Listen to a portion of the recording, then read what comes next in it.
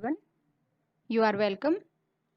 और आज हम करेंगे 12th क्लास की फ्लेमिंगो बुक की first poem my mother eight 66।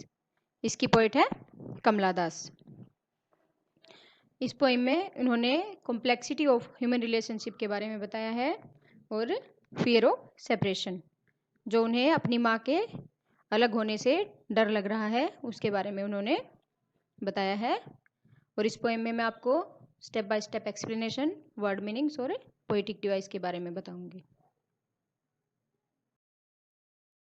First stanza में पोएटेस अपनी मदर के साथ जा रही है कोचिन एयरपोर्ट पे। फ्राइडे की बात है और उसकी माँ और वो कार में है। पोएटेस ड्राइव कर रही है और वो अपनी मदर के साथ जा रही है एयरपोर्ट, और वहाँ से वो आगे जाएगी और उसकी मदर उसको सी ऑफ करेगी। My mother at 66 driving from my parents' home to Cochin last Friday। मेरी मदर जो अब 66 ईयर्स की हो गई है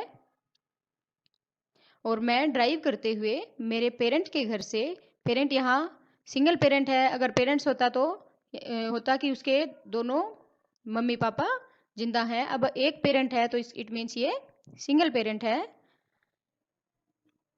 उसके फादर एक्सपायर हो चुके हैं। My parents' home to Cochin last Friday morning. I saw my mother beside me. मैंने देखा मेरी माँ मेरे साइड में। यहाँ beside का मतलब होता है साइड में। अब ये दो वर्ड होते हैं जो कंफ्यूजिंग होते हैं बच्चों को, beside और besides। अब जिसके पीछे साइड हो अकेले, उसका मतलब होता है साइड में, और अगर besides साइड के बाद s लग जाए तो इसका मतलब साइड में नहीं, इसका मतलब होता है के बावजूद। Beside me dose. अब डोज का मीनिंग यहाँ पे है ऊँघना, फीलिंग स्लीपी।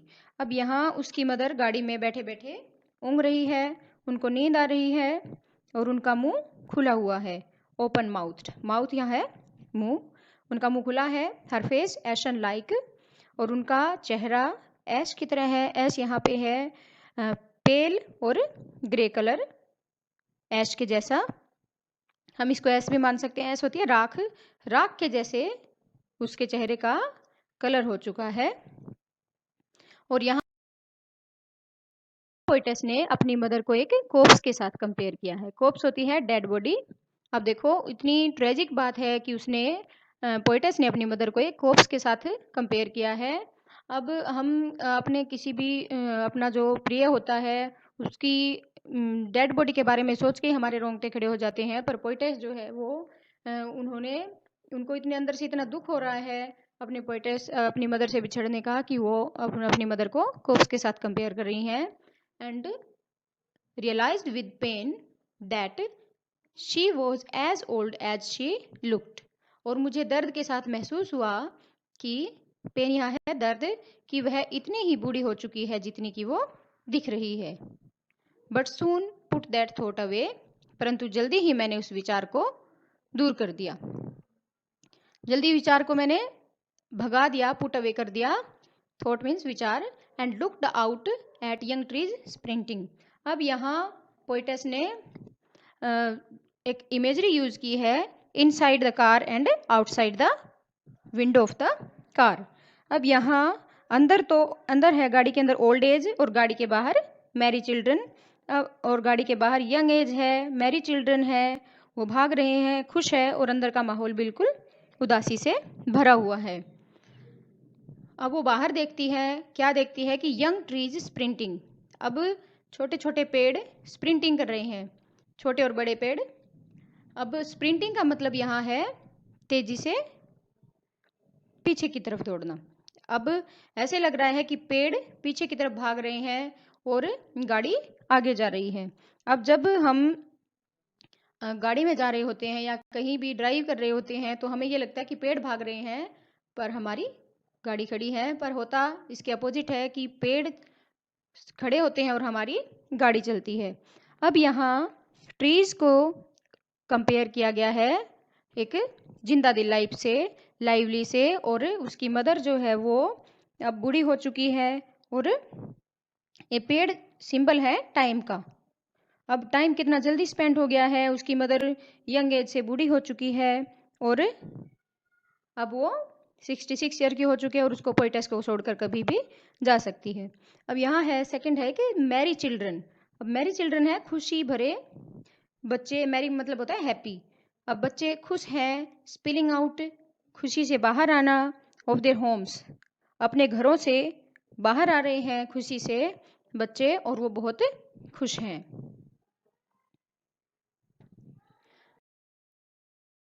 थर्ड स्टैंजा, अब पोइटस एयरपोर्ट पर पहुंच चुकी है, अब सिक्योरिटी चेक में है वो, और सिक्योरिटी चेक होने के बाद कुछ दूरी पर उसकी मदर को वो बाय करती है और तब अंदर से वो बहुत ज़्यादा मेलंकली फील करती है, सैड फील करती है। But after the airport security check, परंतु एयरपोर्ट के सिक्योरिटी चेक के बाद, जब एयरपोर्ट पे सिक्योरिटी चेकअप होता है, वहाँ सिक्योरिटी चेक करती है, उसके बाद standing a few yards away कुछ दूरी पर, कुछ यार्ड्स दूरी पर खड़े हुए, I looked again at her मैंने दोबारा से उसकी तरफ देखा। यहाँ आई है पोइटस और हर है उसकी मदर। अब उसने दोबारा क्या देखा, उसकी वैन फेस को देखा, पेल फेस को देखा। यहाँ वैन का मतलब होता है कलरलेस और पेल होता है पीला पड़ चुका, फेडिड येलो। अब उसने अपनी मदर को यहाँ कंपेयर किया है एक लेट विंटर मून के साथ। विंटर में जो मून है वो हमें वैसे भी नहीं दिखता, बहुत फॉग होती है, परंतु अगर दिखता भी है तो बहुत ज़्यादा धुंधला दिखता है। इसी प्रकार उसकी मदर की जो एक फेस की चार्मिंग थी, यंग एज थी, वो ख़त्म हो चुकी है। अब उसका मून जो है जैसे विंटर में हमें धुंधला दिखता है, वैसे उसके मदर का फेस बिल्कुल पीला पड़ चुका है, कलरलेस हो चुका है। And felt that old familiar एक, अब मुझे वही फेमिलियर एक महसूस हुआ। यहाँ फेमिलियर का मतलब होता है जाना पहचाना, एक का मतलब होता है पेन दर्द। अब उसको दर्द के साथ ये महसूस हुआ कि उसकी मदर अब जिंदा नहीं रहेगी। अब वो फेमिलियर एक उसने क्यों कहा है, क्योंकि उसको बचपन में भी यही डर लगता था कि उसकी मदर कहीं उसको छोड़कर ना चली जाए। ऐसे ही बड़ी होने के बाद भी उसको अब ये डर लग रहा है कि उसकी मदर उसको कभी भी छोड़कर जा सकती है। क्योंकि बचपन में हम अगर घर से बाहर होते हैं और घर में आते हैं या स्कूल से आते हैं, तो हमें अगर हमारी मदर नहीं मिलती तो हम बहुत ज़्यादा परेशान हो जाते हैं। इसीलिए पोइटस ने यहाँ पे फेमिलियर एक का यूज किया है। अब यहाँ जो लेट विंटर्स मून है, इसमें सबसे इंपॉर्टेंट क्वेश्चन बनता है पोएम का कि why has the mother's face been compared with late winter's moon, और ये पेपर में लगभग हर बार आता है। नेक्स्ट लाइन है, but all I said was see you soon Amma. अब परंतु अब मैं क्या कह सकी, जो कुछ मैं कह सकी वो मेरा गला रुंध गया, मैं बिल्कुल रोने वाली थी। मैंने अपनी बिल्कुल आंसुओं को रोकते हुए मेरी मदर को केवल मैं इतना ही कह पाई कि अम्मा हम जल्दी मिलेंगे। अब उसने स्ट्रेंथ गैदर की और अपनी अम्मा को जल्दी मिलने के लिए उसने कहा, all I did was smile and smile and smile, और मैं केवल इतना कर सकी कि मैं सिर्फ मुस्कुरा सकी और मुस्कुरा सकी। अब वो कुछ नहीं कह पाई इसके अलावा। अब यहाँ स्माइल को 3 बार यूज़ किया गया है। अब यहाँ स्माइल जो वर्ड है उसके 3 मीनिंग है। फर्स्ट मीनिंग है कि रियलाइजेशन होना, उसको रियलाइज़ हुआ कि उसने अपनी मदर के साथ ज़्यादा टाइम नहीं बिताया और उसको ज़्यादा टाइम बिताना चाहिए था, इसलिए वो उस बात को छुपाने के लिए अब अपनी मेमोरीज़ वो जो थी अपनी मदर के साथ, उसको खुशी भरी मेमोरीज़ थी उनको भी याद कर रही है, जो टाइम बिताया और जो नहीं बिता पाई उसके लिए भी अब वो बाहर से तो स्माइल कर रही है और अंदर से वो उदास है।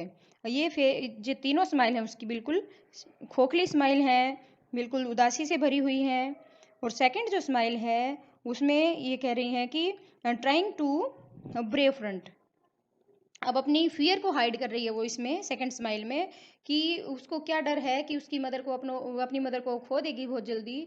अब वो उस डर को छुपा रही है और वो ये सोच रही है कि उसकी मदर को ना पता चल जाए, इसलिए वो बाहर से स्माइल कर रही है और वो अपनी मदर को कह रही है कि माँ मैं बहुत खुश हूँ, आप मेरी टेंशन मत लिया करो। और थर्ड जो स्माइल है वो है अपनी मदर को दोबारा से मिलने की होप। वो चाहती है कि अगर वो जब भी दोबारा वो आएगी तो अपनी मदर से वो ज़रूर मिलेगी, उसकी मदर उसको तब भी जिंदा मिलेगी। अब यहाँ पोइटेस की जो पोइटेस जो हमें कहना चाहती है वो है एक फियर ऑफ सेपरेशन, जो उसकी मदर से बिछड़ने का उसको लग रहा है डर। जब वो डर उसका बचपन में भी यही डर होता था और ग्रोन अप होने के बाद भी यही डर है।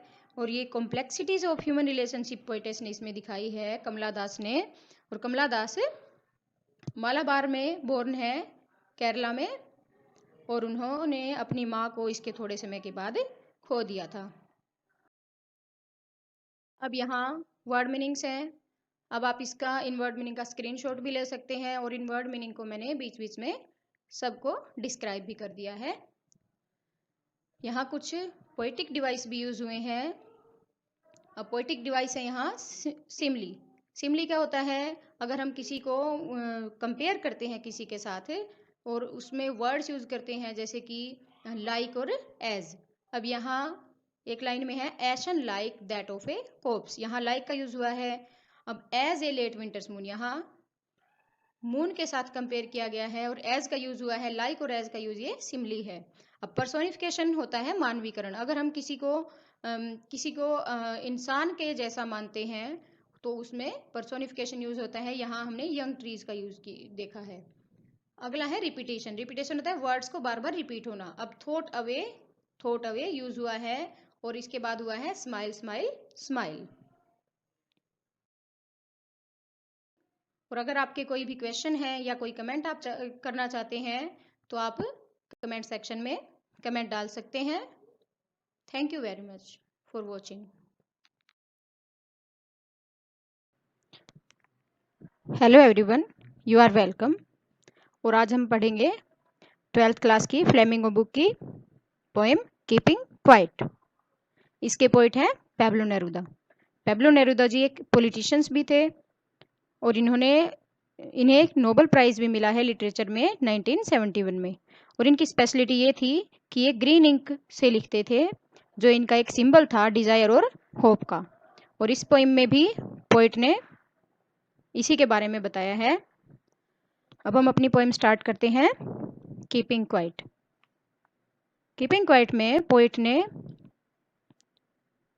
कई चीज़ों के बारे में बताया है, जैसे कि उन्होंने इंट्रोस्पेक्शन के बारे में बताया है, unity and peace, mutual understanding, self analysis, इन चीज़ों के बारे में पोइट ने बताया है। ये इनकी मेन थीम है इस पोइम की। और पोइट ने कहा है कि हमें हेटेड और वायलेंस से दूर रहकर हमें यूनाइट रहना चाहिए और हमें पीसफुल रहना चाहिए। फर्स्ट स्टेंजा में अब पोइट हमें कहते हैं कि हम 12 तक गिनेंगे। अब 12 यहाँ पोइट ने हमारे ऊपर छोड़ दिया है कि 12 ये क्या है। ये 12 मंथ भी हो सकते हैं ईयर के, ये 12 घंटे भी हो सकते हैं, और ये 12 जो है हम ये भी काउंट कर सकते हैं कि जब किसी को गुस्सा आता है तो हम ये बोलते हैं कि 12 तक काउंटिंग करो, और उनका गुस्सा शांत हो जाता है। तो अब पोइट जो है वो हमें कहते हैं कि now we will count to 12 and we all keep still. हम 12 तक गिनेंगे और हम सभी स्थिर हो जाएंगे। स्टिल मीन्स स्थिर। अब मैं यहाँ आपको वर्ड मीनिंग भी बताती रहूंगी बीच में, और लास्ट में भी वर्ड मीनिंग दे रखे हैं। नाउ, अब हम 12 तक गिनेंगे और अब हम सभी स्थिर हो जाएंगे। अब यहाँ 12 को एक मीनिंग और भी ले सकते हैं हम, कि जब 12 बजते हैं दिन के या रात के, तो तीनों घड़ी की सुइयां 12 के ऊपर होती हैं, और वो 12 जो है वो टाइम को चेंज कर देती है। एएम को पीएम में 12 बजे, और 12 बजे पीएम को एएम में। रात के 12 बजे नए दिन की शुरुआत होती है, तो इसलिए हम इस 12 को 12 o'clock भी मान सकते हैं। For once on the face of the earth let's not speak in any language. अब पोइट ने कहा है कि इस धरती के ऊपर एक बार हम किसी भी लैंग्वेज में बात नहीं करेंगे। यहाँ लैंग्वेज का मतलब ये हो गया कि धरती पर इंसान की अलग अलग लैंग्वेज होती है, रीजन के हिसाब से, स्टेट के हिसाब से, कंट्री के हिसाब से, और हम सबको लैंग्वेज समझ नहीं आती एक दूसरे की। बहुत कम लोगों को आपस में लैंग्वेज समझ आती है, पर जो साइन लैंग्वेज है लगभग सब समझ जाते हैं। इसलिए पोइट ने कहा है कि हम सब चुप रहें और बिल्कुल शांत हो जाएं। Let's stop for a second, और हम एक सेकेंड के लिए रुक जाएं, and not move our arms so much, और हमारे आर्म्स को भी बिल्कुल ना हिलाएं। आर्म्स यहाँ पे दो मीनिंग है, एक तो आर्म्स हमारी बाजू और दूसरा आर्म्स होते हैं वेपन्स। अभी पोइट ने कहा है कि हम अपनी बाजुओं को ना हिलाएं। हम बिना मतलब के भी कई बार हम अपनी बाजुओं को हिलाते रहते हैं, कोई काम नहीं करते तो भी। और आर्म्स यहाँ पे है एक वेपन्स। वेपन्स यानी कि हम हथियार ना चलाएं, एक दूसरे को हार्म ना करें। अब यहाँ सेकंड स्टैंजा है, इसमें पोएट ने एक विचित्र मोमेंट का वर्णन किया है। ये मोमेंट विचित्र क्यों है कि हम 12 तक गिनेंगे, धरती पर सब शांत हो जाएं, क्योंकि आज से पहले ऐसा कभी नहीं हुआ कि पूरी धरती के लोग एक साथ शांत हो जाएं।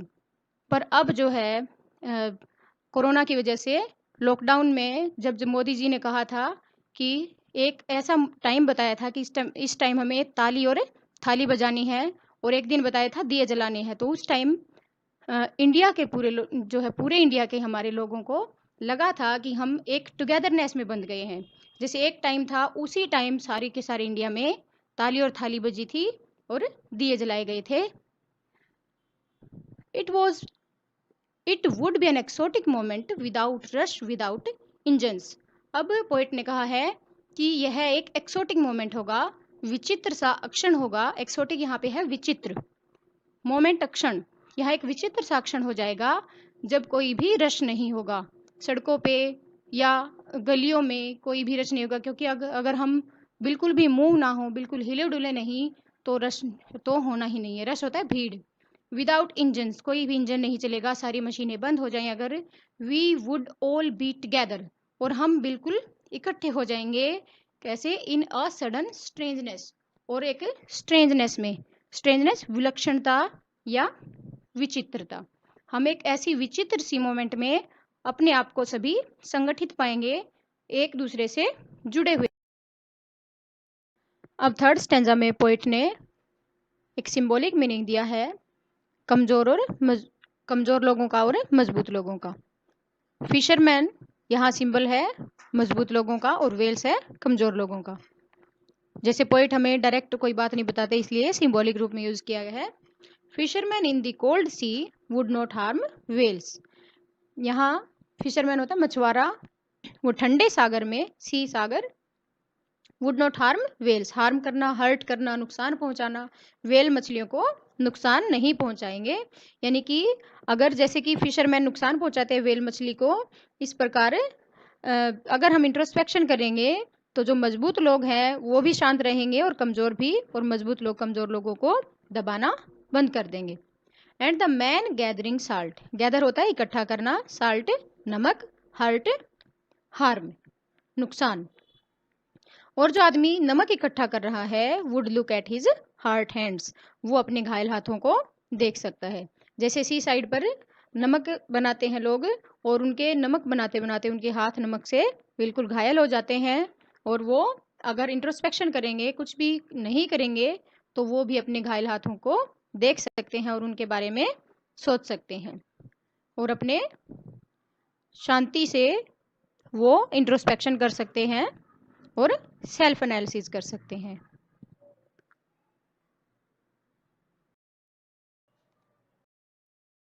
फोर्थ स्टेंजा में पोइट ने एक कमेंट किया है पॉलिटिशियंस पे भी और आर्मी के लोगों के ऊपर भी, कि जो युद्ध के लिए तैयारी करते हैं, जो युद्ध तैयार कर देते हैं। Those who prepare green wars, वो लोग जो ग्रीन वार प्रिपेयर करते हैं। ग्रीन वार का मतलब यहाँ दो वार हैं, एक तो वार हो गया exploiting greenery of the earth, nature के अगेंस्ट वार, और दूसरा हो गया अपरिपक्व युद्ध। अपरिपक्व युद्ध का मतलब होता है वो युद्ध जो जब युद्ध नहीं होना चाहिए तो भी युद्ध हो जाता है। यानी कि कुछ पॉलिटिशियंस होते हैं दो देशों के, वो अपने फायदे के लिए युद्ध कर देते हैं ताकि उनको फायदा हो जाए पॉलिटिशियन में, और ये युद्ध है। और दूसरा है कि हमने अपने फायदे के लिए हम हरे भरे पेड़ों को काटते जा रहे हैं और हमने ग्रीनरी को बिल्कुल नष्ट कर दिया है। दो तरीके के वार को यहाँ पे डिस्क्राइब किया गया है, wars with gas, wars with fire. और ये वार किस चीज से होते हैं? गैस के साथ और आग के साथ। विक्ट्रीज विद नो सर्वाइवर्स, और इन युद्ध के बाद आग और गैस के साथ यानी कि वेपन्स के साथ, जो ये मिसाइल्स वगैरह हैं, इनके साथ जब हम युद्ध करते हैं तो इसके बाद विक्ट्रीज विद नो सर्वाइवर, जो विक्ट्री होता है जीत, जीत तो हो जाती है एक देश की या एक समुदाय की, पर उनके पीछे कोई सर्वाइवर नहीं बचता। सर्वाइवर होते हैं जिंदा बचे लोग, युद्ध के बाद जो लोग बच जाते हैं वो होते हैं जीवित बचे लोग, सर्वाइवर्स। अब ये जो लाइन है अगली, would put on clean cloth, ये फर्स्ट लाइन से जुड़ी हुई है। अब देखेंगे बीच की दो लाइनें छोड़ के, those who prepare green wars, यहाँ वुड जो है वो जुड़ेगा फर्स्ट लाइन से। जो लोग ग्रीन वार प्रिपेयर करते हैं, प्रिपेयर होता है तैयार करना, would put on clean clothes, वो क्लीन क्लोथ पहन लेते हैं, युद्ध के बाद वो साफ सुथरे कपड़े पहन लेते हैं। यहाँ आर्मी के लोगों के लिए भी है और पॉलिटिशियंस के लिए भी है कि युद्ध के बाद वो साफ सुथरे कपड़े पहन के अपने भाइयों के साथ walk about with their brothers, अपने भाइयों के साथ घूमते फिरते हैं इन दी शेड, छाया में, शेड मतलब छाया, डूइंग नथिंग, और कुछ नहीं करते हैं। ये कमेंट है कि जो युद्ध होते हैं उनमें आम जनता का नुकसान होता है और पॉलिटिशियंस का कुछ नहीं बिगड़ता। है फिफ्थ स्टैंजा। फिफ्थ में पोइट जो है हमें ये समझाना चाहते हैं कि मैं ये नहीं कह रहा कि आप सब एक्टिविटीज रोक दो, आप बिल्कुल भी कोई काम ना करो और बिल्कुल निरस्त पड़ जाओ। पोइट कहते हैं कि what I want should not be confused, जो कुछ मैं चाहता हूं इसमें कंफ्यूज होने की कोई जरूरत नहीं है। विद टोटल इनएक्टिविटी, ये लाइन सबसे इंपॉर्टेंट लाइन है पोएम की, और सबसे इंपॉर्टेंट क्वेश्चन बनेगा यहाँ से कि मैं ये नहीं चाहता कि आप बिल्कुल टोटल इनएक्टिव हो जाओ। इनएक्टिव, ये एक्टिव से बना है वर्ड से, इनएक्टिविटी, एक्टिव का ये एंटोनिम है कि टोटल इनएक्टिविटी नहीं चाहता पोइट, टोटल निष्क्रियता नहीं चाहता।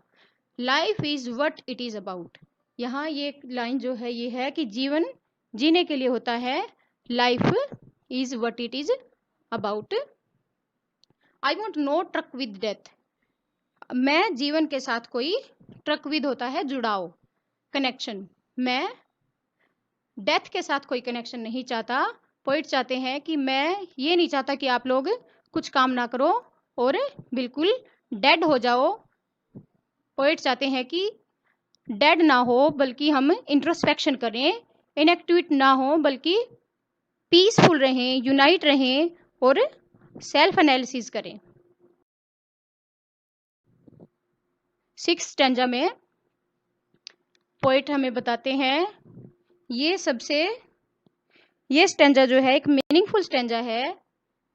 इसमें पोइट ने कहा है कि if we were not so single minded, अब हमारा क्या है कि हम एक बिल्कुल सिंगल माइंडेड होते हैं, केवल एक मैड रस में दौड़ते रहते हैं, हम अपनी ज़रूरतें पूरी करते रहते हैं और बिल्कुल हमारी लिविंग को आगे बढ़ाने के लिए हम सोचते रहते हैं।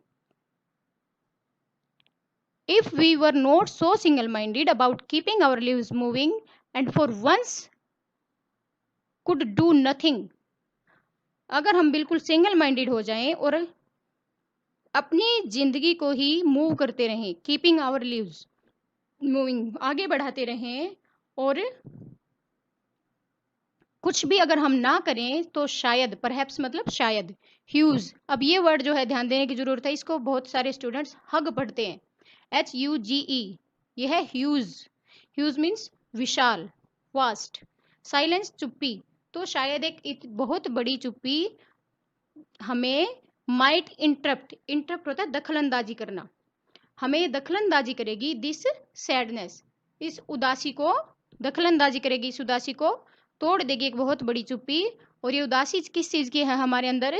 Of never understanding ourselves, हमें अपने आप को ना समझ पाने की उदासी, अंडरस्टैंडिंग समझ, आवर सेल्स अपने आप को। अब हमें अपने आप को हम क्यों नहीं समझ पाते? क्योंकि हम एक ज़िंदगी की एक मैड रस में दौड़ते रहते हैं और बहुत बुरी तरीके से हम उसके पीछे दौड़ते रहते हैं और हम अपने बारे में बिल्कुल नहीं सोच पाते हैं, अपना ध्यान नहीं रख पाते हैं, अपने बारे में कुछ नहीं सोचते हैं। इसलिए पोएट ने ये बात कही है। और हम क्या करते रहते हैं? And of threatening ourselves with death. और हम अपने आप को मौत से थ्रेटन करते रहते हैं। थ्रेटन, डराना। हम अपने आप को मौत से डराते रहते हैं। Perhaps the earth can teach us. और तो पोइट हमें यहाँ एक अर्थ को एक सिंबॉलिक रूप में यूज कर रहे हैं। पोइट ने कहा है कि शायद अर्थ हमें सिखा सकती है, अर्थ हमें टीच कर सकती है, एक इंस्पिरेशन दे सकती है कि जैसे कि अर्थ के ऊपर सीजन चेंज होते रहते हैं, समर है, विंटर है, ऑटम सीजन है, स्प्रिंग है। तो विंटर सीजन में जैसे अर्थ हमें बिल्कुल डेड प्रतीत होती है, साइलेंट लगती है, लाइफलेस लगती है, पर समर सीजन आने के बाद वही अर्थ जो है अलाइव हो जाती है, बिल्कुल ही जिंदा दिल हमें दिखती है, लाइवली दिखती है। तो इस प्रकार जैसे धरती हमें सिखा सकती है, ऐसे ही हमें सीखना चाहिए। धरती से भी हम बहुत कुछ इंस्पिरेशन ले सकते हैं। As when everything seems dead, जैसे धरती के ऊपर सब कुछ मृत दिखता है। एंड लेटर, लेटर मीन्स बाद में, प्रूव होता है टू बी अलाइव, अलाइव जिंदा, बिल्कुल जिंदा हो जाती है धरती समर सीजन में। इस प्रकार हमें धरती से भी कुछ सीखना चाहिए। ये स्टेंजा जो है एक मीनिंगफुल स्टेंजा है। इसमें पोएट ने कहा है कि if we were not so single minded. अब हमारा क्या है कि हम एक बिल्कुल सिंगल माइंडेड होते हैं, केवल एक मैड रस में दौड़ते रहते हैं, हम अपनी ज़रूरतें पूरी करते रहते हैं और बिल्कुल हमारी लिविंग को आगे बढ़ाने के लिए हम सोचते रहते हैं। If we were not so single minded about keeping our lives moving and for once could do nothing.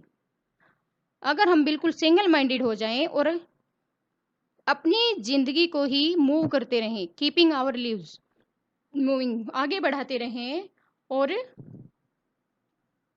कुछ भी अगर हम ना करें तो शायद, परहैप्स मतलब शायद, ह्यूज। अब ये वर्ड जो है ध्यान देने की जरूरत है, इसको बहुत सारे स्टूडेंट्स हग पढ़ते हैं, HUGE। यह है ह्यूज। ह्यूज मीन्स विशाल, वास्ट। साइलेंस, चुप्पी।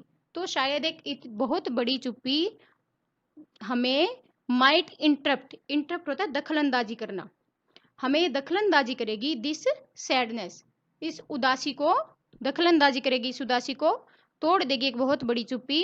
और ये उदासी किस चीज़ की है हमारे अंदर? Of never understanding ourselves, हमें अपने आप को ना समझ पाने की उदासी। अंडरस्टैंडिंग, समझ, आवर सेल्स, अपने आप को। अब हमें अपने आप को हम क्यों नहीं समझ पाते? क्योंकि हम एक जिंदगी की मैड रस में दौड़ते रहते हैं और बहुत बुरी तरीके से हम उसके पीछे दौड़ते रहते हैं और हम अपने बारे में बिल्कुल नहीं सोच पाते हैं, अपना ध्यान नहीं रख पाते हैं, अपने बारे में कुछ नहीं सोचते हैं। इसलिए पोएट ने ये बात कही है। और हम क्या करते रहते हैं? And of threatening ourselves with death. और हम अपने आप को मौत से थ्रेटन करते रहते हैं। थ्रेटन, डराना। हम अपने आप को मौत से डराते रहते हैं। Perhaps the earth can teach us. और तो पोइट हमें यहाँ एक अर्थ को एक सिंबॉलिक रूप में यूज कर रहे हैं। पोइट ने कहा है कि शायद अर्थ हमें सिखा सकती है, अर्थ हमें टीच कर सकती है, एक इंस्पिरेशन दे सकती है कि जैसे कि अर्थ के ऊपर सीजन चेंज होते रहते हैं, समर है, विंटर है, ऑटम सीजन है, स्प्रिंग है। तो विंटर सीजन में जैसे अर्थ हमें बिल्कुल डेड प्रतीत होती है, साइलेंट लगती है, लाइफलेस लगती है, पर समर सीजन आने के बाद वही अर्थ जो है अलाइव हो जाती है, बिल्कुल ही जिंदा दिल हमें दिखती है, लाइवली दिखती है। तो इस प्रकार जैसे धरती हमें सिखा सकती है, ऐसे ही हमें सीखना चाहिए। धरती से भी हम बहुत कुछ इंस्पिरेशन ले सकते हैं। As when everything seems dead, जैसे धरती के ऊपर सब कुछ मृत दिखता है। एंड लेटर, लेटर मीन्स बाद में, प्रूव होता है टू बी अलाइव, अलाइव जिंदा, बिल्कुल जिंदा हो जाती है धरती समर सीजन में। इस प्रकार हमें धरती से भी कुछ सीखना चाहिए। यहाँ 7th जो स्टेंजा है, इसमें पोएट फिर से वही बात कह रहे हैं। Now I'll count up to 12 and you keep quiet and I will go. अब मैं 12 तक गिनूंगा, काउंट मीन्स गिनना, और आप सब शांत हो जाएं और मैं चला जाऊंगा। पोएट यहाँ फिर से वही 12 वाली बात कर रहे हैं कि मैं 12 गिनूंगा, और मेरे शुरू में मैंने 12 बोला था, तब आपके ऊपर छोड़ दिया था, और अब जब मैं 12 बोल रहा हूँ, इसमें इस 12 का मतलब है कि आप जो है अपने आप में एक बहुत बड़ा चेंज लेकर आए। जैसे रात के 12 बजे नए दिन की शुरुआत होती है, इसी प्रकार आप भी अपने जीवन में इंट्रोस्पेक्शन करें, पीस लाएं अपने जीवन में, यूनाइट रहें और एक नए दिन की शुरुआत करें। अब यहाँ वर्ड मीनिंग्स दिए गए हैं, आप इसका स्क्रीनशॉट भी ले सकते हैं, और ये वर्ड मीनिंग मैंने बीच में सारे बता भी दिए हैं। पोएम के अंदर पोएटिक डिवाइस जो है वो है अलिट्रेशन। अलिट्रेशन होता है अनुप्रास अलंकार, जिसमें अल्फाबेट रिपीट होते हैं, जैसे कि सडन स्ट्रेंजनेस, यहाँ एस एस रिपीट है, हार्ट हैंड्स एच और एच रिपीट है, अगले में डब्ल्यू रिपीट है और अगले में सी रिपीट है। Thanks everyone for watching the video. और अगर आपके कोई क्वेश्चन है या कमेंट है तो आप कमेंट सेक्शन में लिखकर पूछ सकते हैं। धन्यवाद। यहाँ 7th जो स्टेंजा है, इसमें पोएट फिर से वही बात कह रहे हैं, now I will count up to 12 and you keep quiet and I will go. अब मैं 12 तक गिनूंगा, काउंट मीन्स गिनना, और आप सब शांत हो जाएं और मैं चला जाऊंगा। पोएट यहाँ फिर से वही 12 वाली बात कर रहे हैं कि मैं 12 गिनूंगा, और मेरे शुरू में मैंने 12 बोला था, तब आपके ऊपर छोड़ दिया था, और अब जब मैं 12 बोल रहा हूँ, इसमें इस 12 का मतलब है कि आप जो है अपने आप में एक बहुत बड़ा चेंज लेकर आए। जैसे रात के 12 बजे नए दिन की शुरुआत होती है, इसी प्रकार आप भी अपने जीवन में इंट्रोस्पेक्शन करें, पीस लाएं अपने जीवन में, यूनाइट रहें और एक नए दिन की शुरुआत करें। अब यहाँ वर्ड मीनिंग्स दिए गए हैं, आप इसका स्क्रीनशॉट भी ले सकते हैं, और ये वर्ड मीनिंग मैंने बीच में सारे बता भी दिए हैं। पोएम के अंदर पोएटिक डिवाइस जो है वो है अलिट्रेशन। अलिट्रेशन होता है अनुप्रास अलंकार, जिसमें